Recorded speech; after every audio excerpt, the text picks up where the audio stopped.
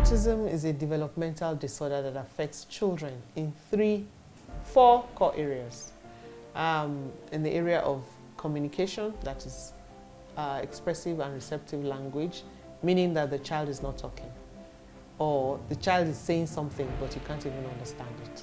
In the area of social skills, the child likes to play alone and does not involve other people in his play, doesn't have joint attention, looks from the corner of his eyes, that's in the area of behavior, has odd behavior or his own idiosyncrasy. That means the things that he enjoys, such as flapping, rocking, walking on tippy toes, and then in the area of sensory overload, or sensory dysfunction. It could be overload or underload, so it could be craving for sensitivity, or it could be having too much of the sensitivity.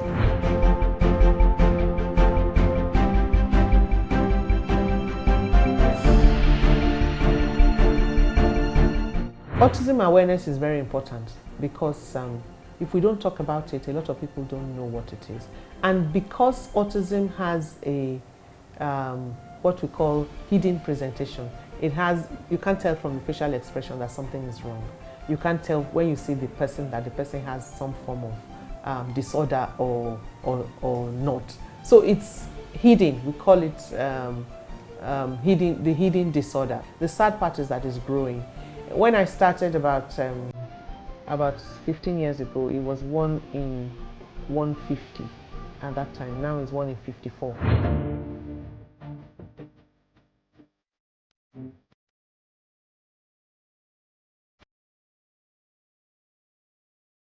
Some of the misconceptions that we see in the field of autism is that the child will never do well. Once my child has autism, it has now become a death sentence. My child cannot grow out of it. My child cannot manage the disorder. And that needs to be dispelled. Another is that, it's a spiritual attack. And that is it's what we see readily in most cases. Very often, many people say, I feel it's somebody, my mother-in-law, my neighbor, the friend that touched my child when I was pregnant, the person that brushed me.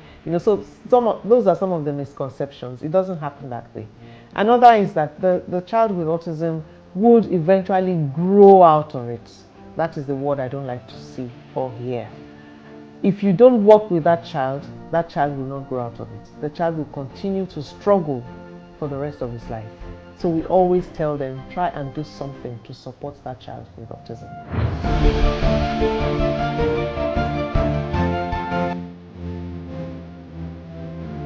Children and adults with autism are unique in the sense that they have skills and they are called hidden skills.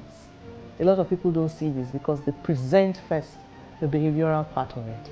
It's the behavior you would see. You wouldn't really see what that child can do. So because they have a lot of inattention, a lot of people feel that they don't have anything to say. And because a lot of them don't use language at the beginning, they feel that they will never be able to talk. So they do everything for them. They manage the things that they're supposed to do. But if from experience, personal and in the field, I can categorically tell you 100% that every child, not one, every child living with autism has something that you can work with, has something that you can use to support that individual.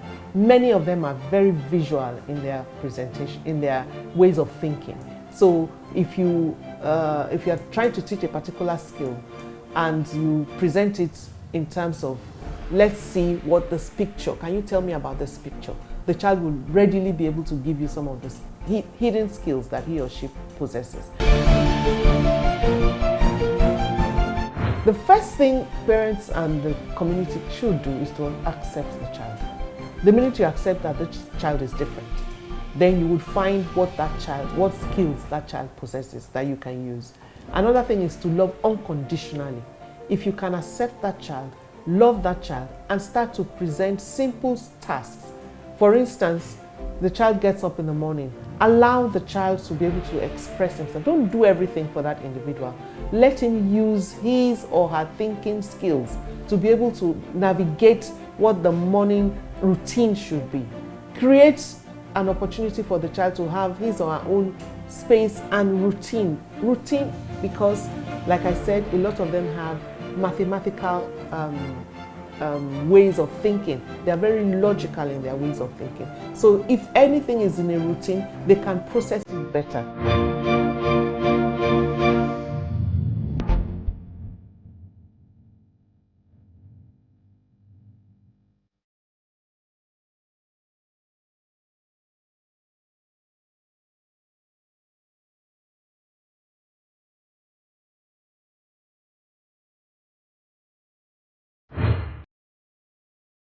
The only way we can get people to learn how to manage these unique individuals is to talk about it, is to create awareness.